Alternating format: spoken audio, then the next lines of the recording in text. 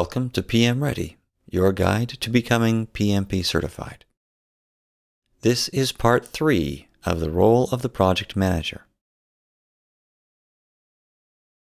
Now we come to power and influence. There are several different types of power and influence that you should be aware of, not only in order to apply these appropriately when the time is right, but also to be able to recognize them. The first is positional power.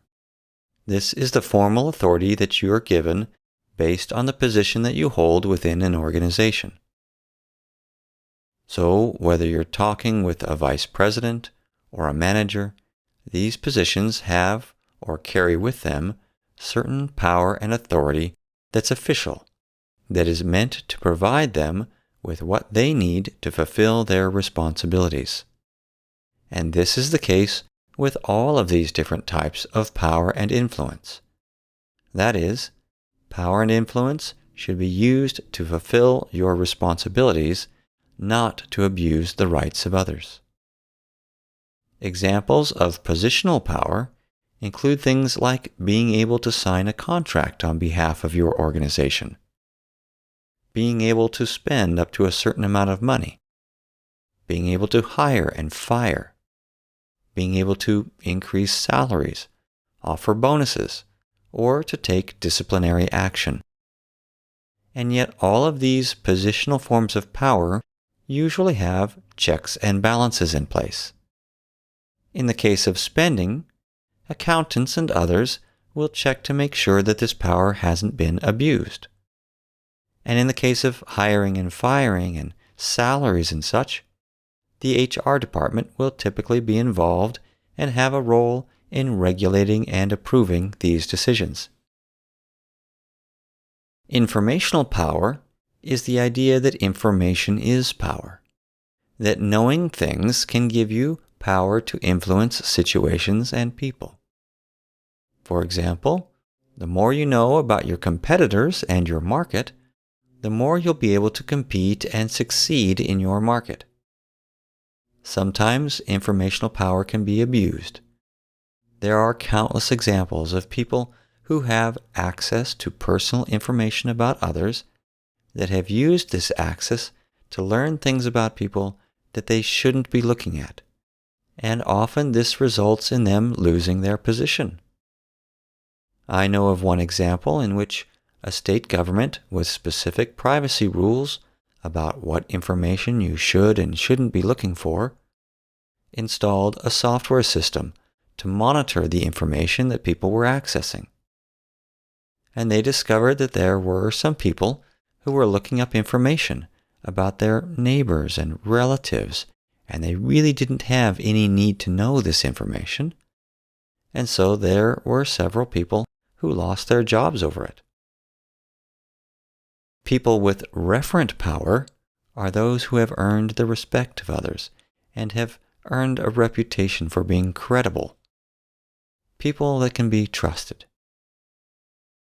Situational power is power gained to a unique situation, such as a specific crisis, such as an emergency, an accident, or a natural disaster, and you happen to be in the right place at the right time to help someone. Be careful not to confuse situational power with situational leadership, because they are two very different things. Situational leadership is about adapting your leadership style and using different styles of leadership and influence depending on the situation that you're in. People with personal or charismatic power are people who rise to power because of their personal charm or attraction. Many of the world's political leaders have had this charisma. Some of these leaders have been excellent, and some have been tyrannical. Relational power comes from relationships. People with relational power are exceptionally good at networking and forming connections, partnerships, and alliances with people and organizations. Expert power comes from the recognition that you receive by being an expert in a certain field. It's based on your skills and training and education that cause people to respect and value you. And so you have influence in an organization or a team as an expert. Reward-oriented power or influence is often related to positional power in that it's the ability to reward people somehow. Examples include salary increases or bonuses, or perks such as access to a company car, company-paid training, conferences, and travel, or free samples or discounts on the company's products and services, or even praise and recognition, which can be enhanced by positional power, but which can also be used by those with no positional power. Coercive or punitive power is also related to positional power in that it's the ability to discipline or give someone negative consequences for poor behavior or if you're not getting what you need. Ingratiating power or influence often has a negative connotation. It is negative if you just flatter someone to get what you want and that flattery isn't genuine. On the other hand, it's positive when you're sincere in your compliments. Ingratiating power or influence also has reference to when you're seeking for common ground and trying to find win-win solutions. Pressure-based power is also related to positional power. It's the ability to apply pressure of some kind in limiting someone's freedom of choice in order to get what you need or want. For example, if you control someone's work situation, such as which days and hours they work, how many hours they work per week, what tools they have to work with, the environment that they work in, and so on. Then there's guilt-based power or influence, in which you make someone feel guilty if they're not doing what they should be doing. Appealing to someone's sense of duty can also be considered a use of guilt-based power or influence. Persuasive power is, of course, the ability to persuade people to your point of view. It's the ability to use a rational argument, for example, and to use that to help people see the best course of action and to get their support. By the way, persuasive power is my personal favorite. I feel that if I can present the information to stakeholders and help them to see the big picture and how a project or a task that I'm asking for will benefit them and the organization and get their support that way, it's a much more enduring and dependable form or type of support. Finally, we have the power of avoiding. This is when someone simply refuses to participate and influences the project because of their lack of participation. This could simply be one or more key stakeholders who don't support the project, either because they disagree with it or because they don't feel that they have the time or that it's not a priority for them, and so they don't attend the meetings that they should, or they don't make themselves available for interviews, or they don't respond to requests. They simply don't participate and engage in the project in the way that you need them to, and this can have a very powerful and negative influence on the project. Avoiding power can be a powerful communicator, especially in cultures that use more indirect communication. If a key stakeholder chooses not to attend a meeting, that can send a powerful message to subordinates and peers and others in the organization. Many people may follow their lead and choose not to support the project.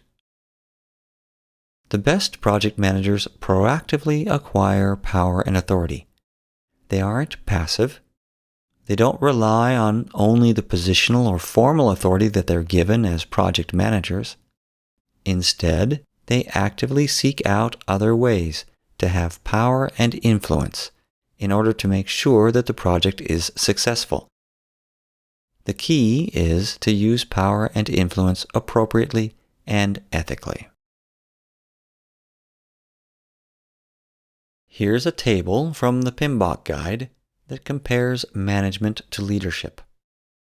It helps to clarify the difference between the two across several dimensions. Let's go through these one by one. First, management is about using positional power to get things done, whereas leadership is about using other types of power, especially relational power and other forms of influence, to guide and inspire people to work together toward a common goal. The next one is maintain. Management is about maintaining the system or the team and making sure that it's functioning well and that it stays that way. Whereas leadership focuses more on the ongoing development and improvement of the team or system or organization. Management focuses on administration, while leadership focuses on innovation. Management is focused on the systems and structure, whereas leadership is focused more on the relationships with the people in the organization. Management uses different forms of control to keep things running smoothly, but leadership focuses more on inspiring trust in people and letting them figure out how best to accomplish tasks and reach goals. Management is more focused on near-term goals and on what needs to be done right now to be successful, and leadership is focused more on the long term. Management is focused on the bottom line. We have to make sure that we're profitable, in the short term as well as the long term. Leadership, on the other hand, is more focused on the long-term horizon of where we're going and the values and culture of the organization. Management generally accepts the status quo. Leadership is about challenging the status quo and moving forward. Here's a classic comparison.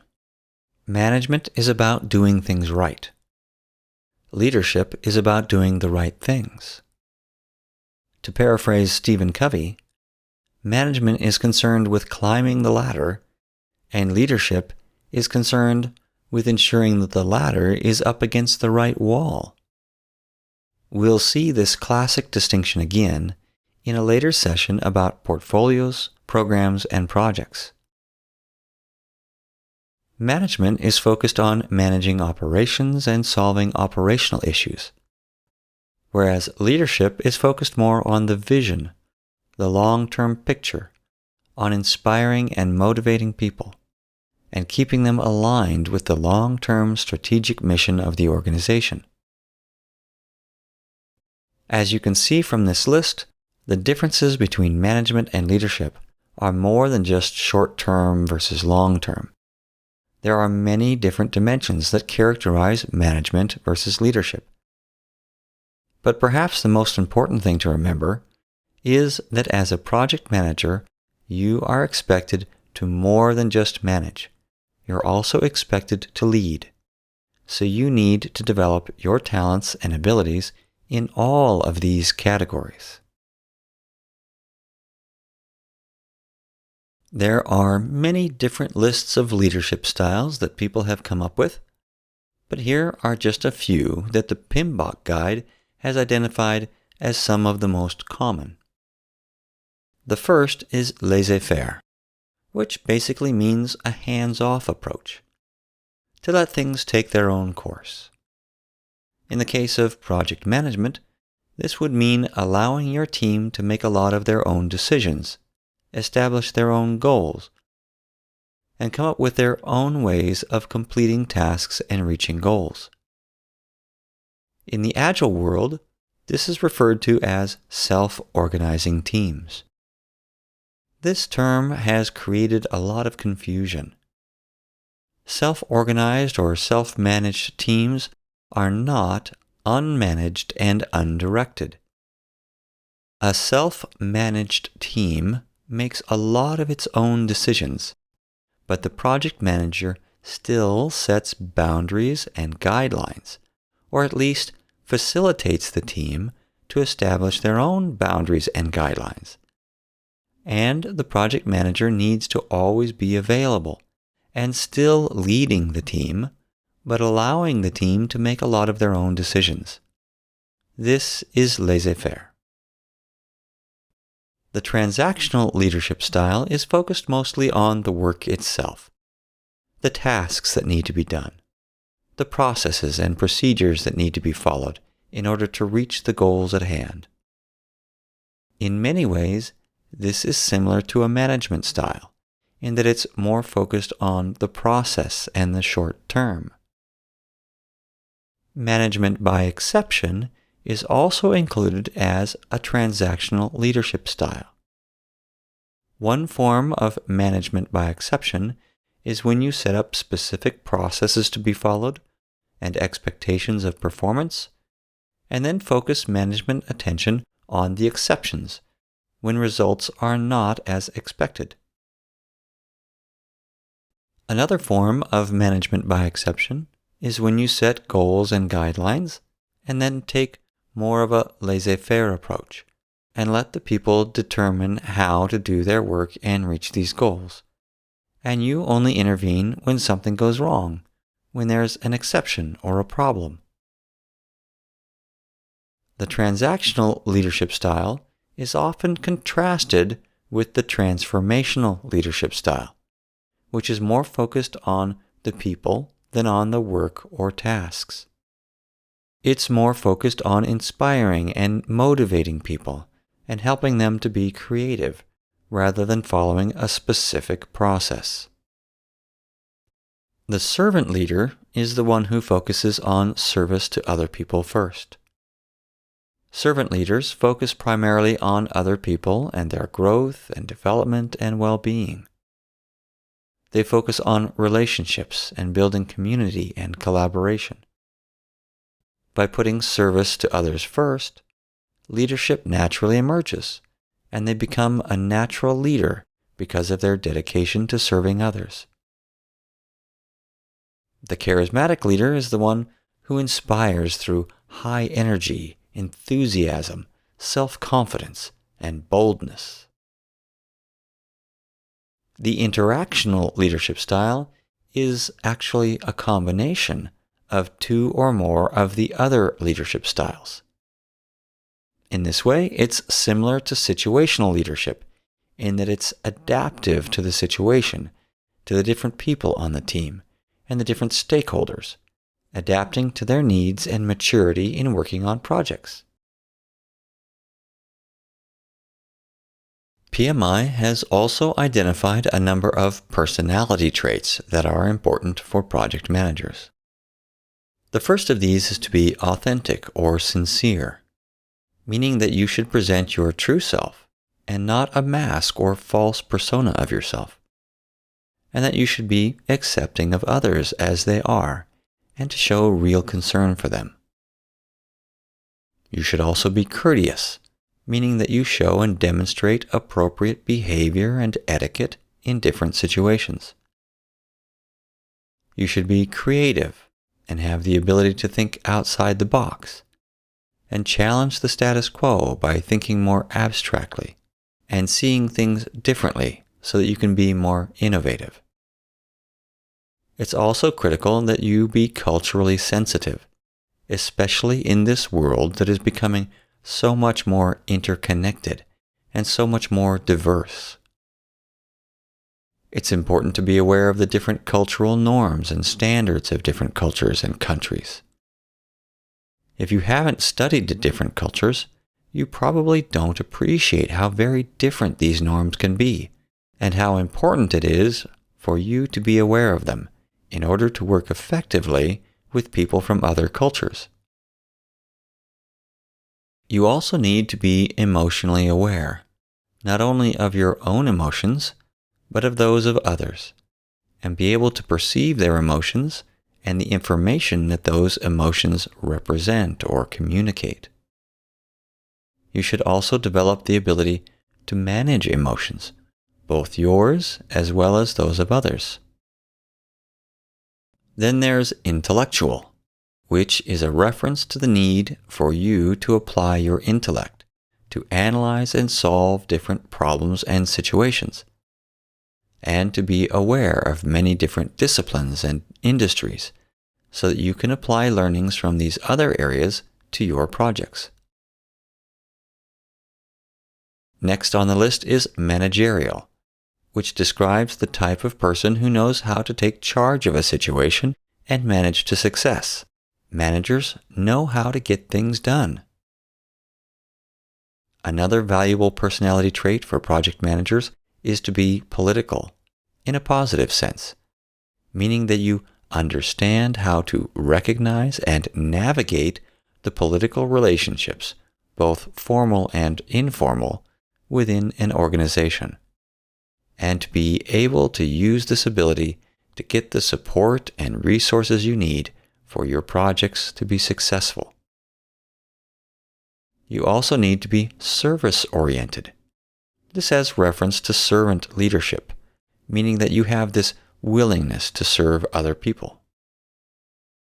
Another important personality trait is to be social, not only to be comfortable in different social situations and in working with people, but being able to understand them and help them. Finally, we have systematic, which has several meanings, including having a system for approaching problems, demonstrating an ability and willingness to understand the systems around you, and to build new systems that will be of lasting value. In this lesson, we've covered the role and responsibilities of the project manager in 3 areas. First, the project. Second, the organization and industry. And third, the project management profession and community. As a project manager, you need to proactively seek to understand and to have a positive influence in each of these areas. It's not enough to focus on just the project and on technical project management skills. This is the key point of the PMI Talent Triangle, which emphasizes the need to balance your skills in technical project management, strategic and business management, and leadership. For more information, you can refer to these pages of the PMBOK guide.